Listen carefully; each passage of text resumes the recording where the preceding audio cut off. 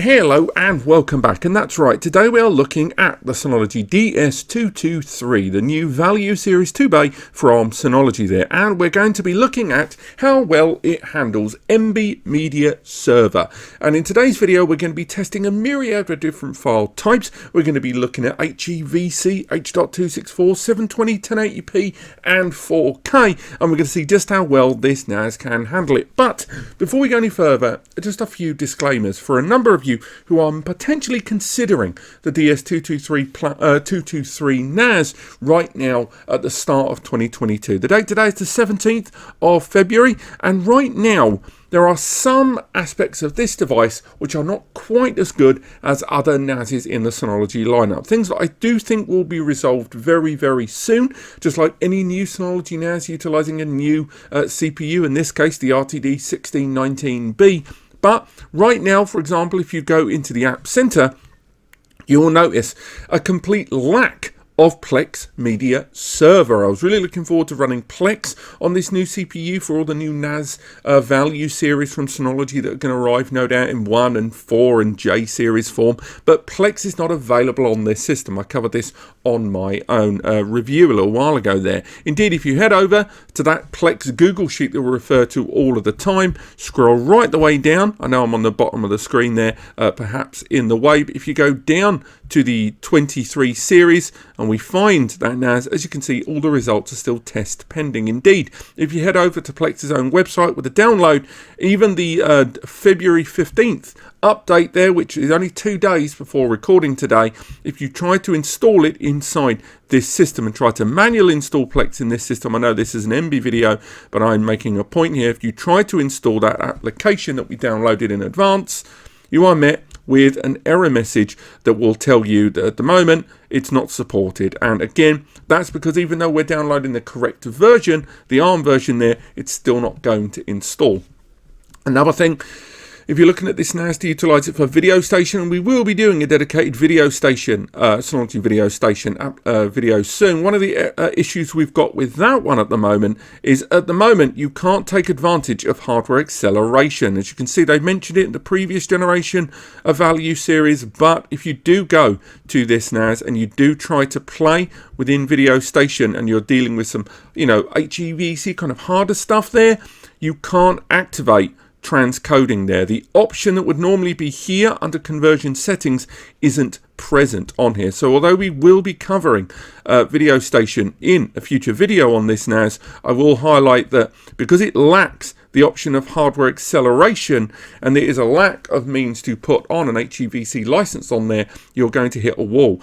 Now, this doesn't seem to be a problem. We've already, when it comes to Emby, we've already ran a few tests in advance, and we did a couple, I believe, on the video review. We may have done them in the Should You Buy. I apologise if I've got that wrong, but even though files are having a bit of tricksiness trying to play them in video station, we don't seemingly have that problem in Emby, and that's what we're going to be doing today. The last thing for the disclaimers, I know this has run on for a long time, hopefully the time bar on the bottom would have helped you skip ahead, but we are going to be accessing Emby here via a web browser tab. Now, a number of you might ask, why am I not using the client like this one on screen right now? This is the Windows Emby client there, and you're right, I could use this client to play back the file. However, then the experience that the user is having is going to be based on this Windows PC. This Windows PC, which is going to have an HEVC license, which is going to play back files natively in a different way to people that perhaps are going to be using a Roku, a Fire Stick, a home console,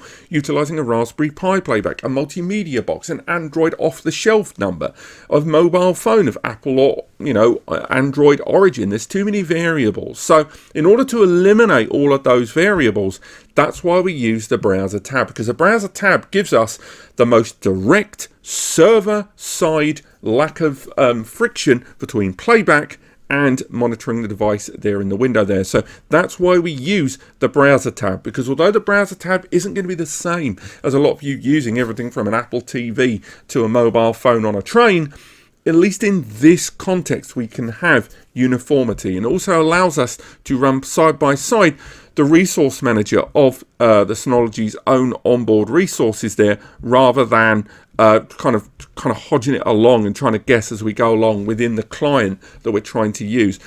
Although I will highlight that Emby doesn't have a native resource monitor, and the Synology one, as good as the Synology one is for general use, again, the ability to flick between that big window there and flick between the dedicated CPU monitor, giving you information about what's happening with the system, I will say it's not the clearest as far as I'm concerned for what we're doing here, and I wish it was more like the Plex one that we've used before that gives us a lot more responsive millisecond level app-based resource monitoring. So we're going to keep that there on the left, zoomed in a little bit, but for now, it's been a long intro. Let's crack on with that testing. So making our way through these, let's get the early ones out the way. We're just going to go for the standard stuff. So if we knock out 720p, I know a lot of you aren't that bothered, but because this is an ARM-based NAS, there is the argument that, you know, the amount of resources on our disposal, we're going to need to have a better understanding of what's covered. So if we immediately go ahead and play a little shop of horrors here, we'll be able to get the stats for nerds there on screen. And if we zoom in a little bit there, you can see this is actually a 1080p file, not the 720. Don't worry, we will be doing the 720 in a moment. And if we zoom out, we can see it's playing fine there. We can skip ahead, skip along, skip around. On the left-hand side of the screen there, we've got the general light resource monitor there at the bottom. Let's get rid of that. Pop that there. And on top of that, at the top there, we have got our standard monitor there for the CPU, and we can see that utilization is at 5%, barely anything at all. We're absolutely fine there. Yes, we're playing over a local area network, but we're not taking advantage of any kind of transcoding there, any kind of, you know, changing of that file there. So making our way into the matrix there, we can go ahead. This is a 720p file. So again, we'll get our stats for nerds back up. Again, 720, H.264, nice light, easygoing file. Skip ahead, wallet.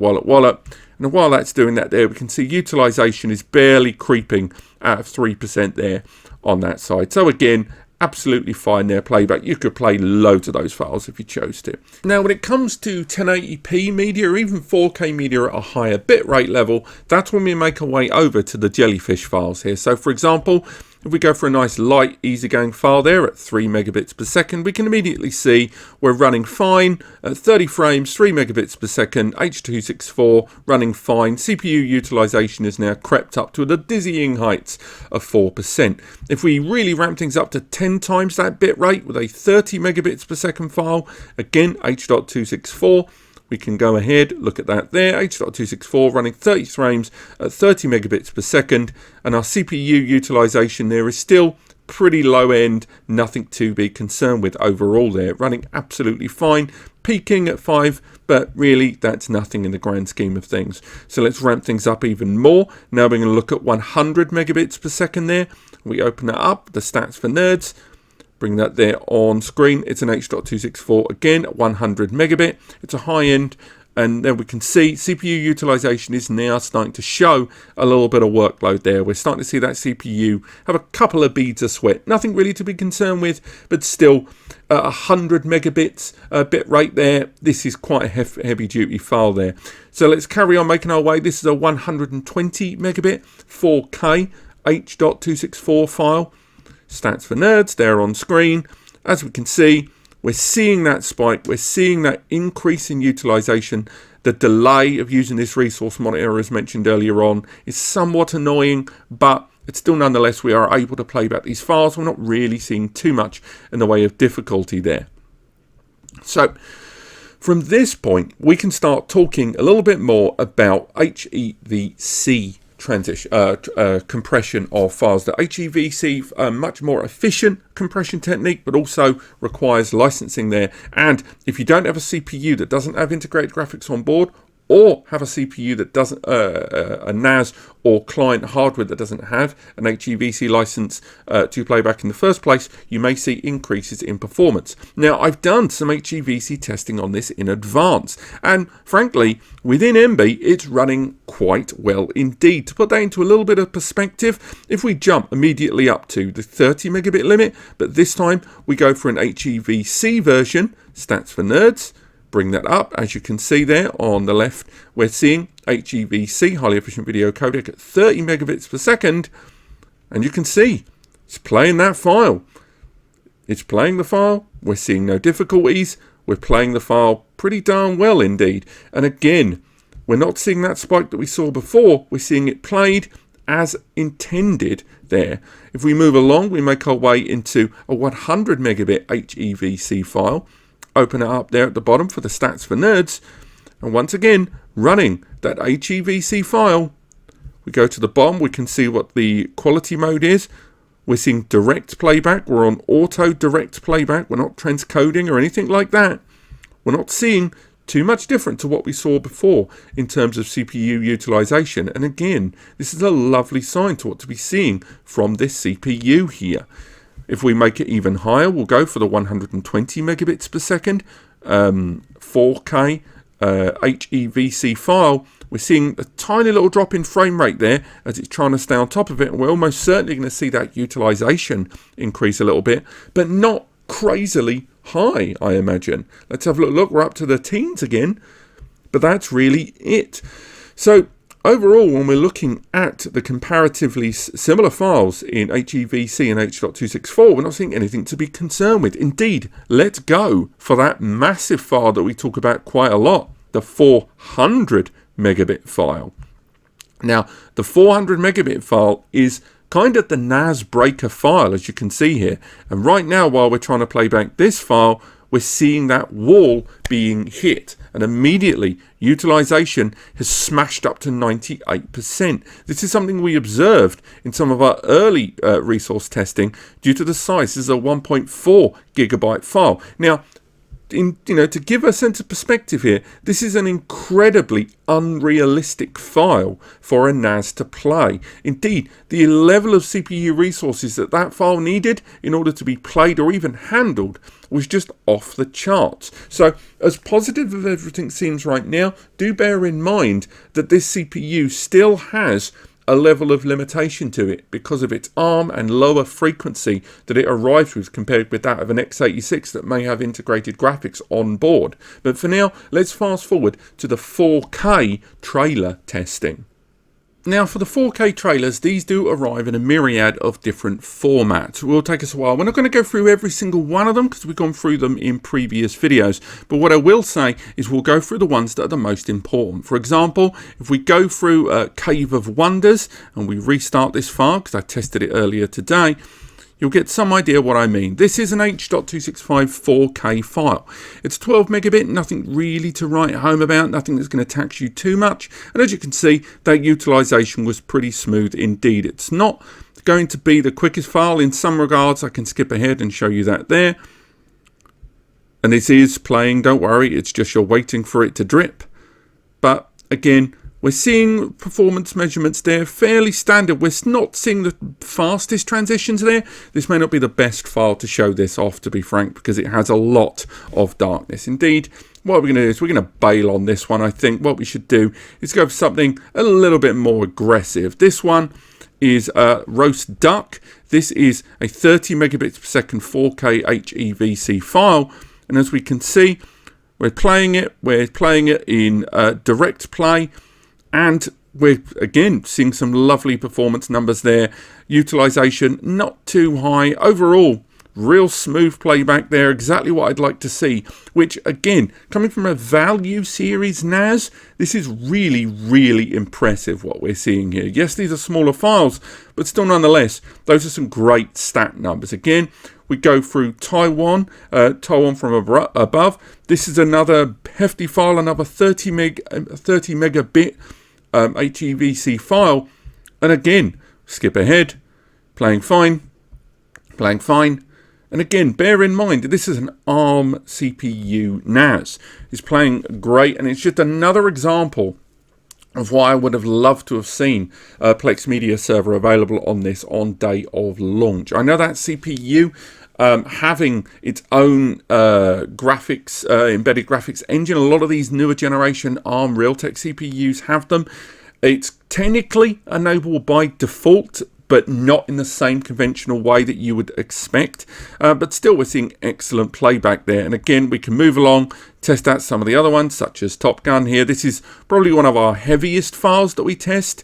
And this is another one of these files that may tax the system. It is an 80 megabit H.264 file there. We saw a slight delay during playback there. As you can see, 81, it's an H.264 file, 24 megabits per second. And we are seeing small delays. I accidentally paused it there. But again, I think at this point, this is when we're crossing that line into the hardware and the bandwidth side. For example, if we make our way into utilization on my local machine, utilization is already quite high. We're still not 100%, so the lags aren't to do with the client machine, but our heftier file here still could do better. Erring back down, we can make our way into some of these other test files here. So again, we go with the Dune trailer. This is another HEVC file here, another hefty one. Stats for Nerds on there. And although it's, we're seeing that delay, we're seeing that slowdown while it's initializing that file, and the utilization has shot up, it's another indication that HEVC, let's zoom in, HEVC playback on this, and maybe even some of those audio formats that are being played here, it's not quite as cut and dry as we're used to here. But that CPU not having the relative complexity to handle some of these HEVC files. It's definitely playing some of them, but not all. And I think that's kind of the big takeaway here when it comes to utilizing this value series NAS. Now, at the moment, it's really difficult for me to isolate what exactly is causing this bottleneck on this system. To put that into perspective, if we go back to that stealing the roast duck one there, but this time we go into processes here on the left-hand side of the screen, we'll be able to see the utilization of Emby there inside the system there at the top. And again, we're not really seeing much to go along with there to understand what exactly is being used, all of the resources that are being consumed here. And we can see that one there at the top, but again, nothing too egregious. But when we go back to that heavier Dune file there, and we go back to monitoring there, we can see FFmpeg. That's a kind of streaming module that we see utilized a lot, and that is that compression that's being handled. Now, FFmpeg, if you go into, while it does that there on the other side of the screen, download something like the Synology community add-on, there is an entry there for FFmpeg. It may not be available here on this ARM-based NAS, but it is available on Intel-based ones.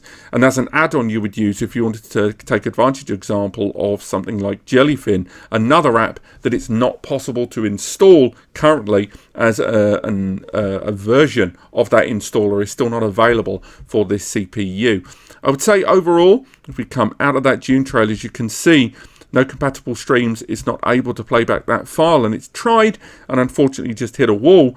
If we try and play that same file utilizing the client application, which again, we'll have to give it a moment and let the CPU chill back down to a manageable number. So let's go, oh no, it's done it now, we didn't have to fast forward. If we try and play back those same files via the client there, so again we'll go for Dune there, played back on the client, and as you can see, there is the H.265 there is all of the stats there all the way between. We're just gonna go ahead and play the file without utilizing the hardware transcoding, which is not available here as because I'm a non-Emby premium member, at least for the benefits of this test. But as we go there, we can see the stats for nerds. We can see that playback there. And there on the side, we can see utilization 10%. Let's bring that back up on there. On the other side of the screen, we're seeing tremendous lag there on that side. Go back into there. And it is seemingly playing that file just a little bit better. So again, the results we're seeing today are attributable to that web browser access there, not utilizing the client. We can see there, utilization on my local system is quite high, but overall, when we're looking at the performance here, we're definitely seeing improved performance there via the client application while accessing that same file. But again, that's because my local PC has an HEVC license there.